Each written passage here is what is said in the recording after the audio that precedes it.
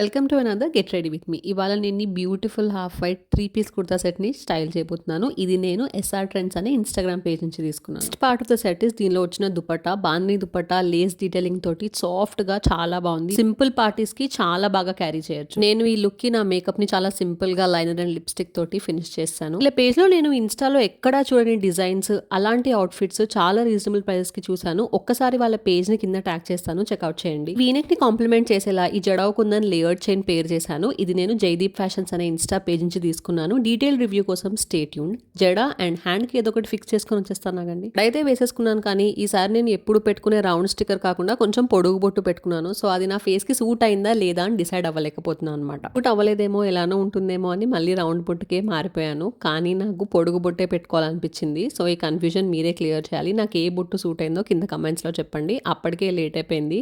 హడావిడిగా చేతికి బ్రేస్లెట్ పెట్టుకుని వెళ్ళిపోయాను. Bye bye.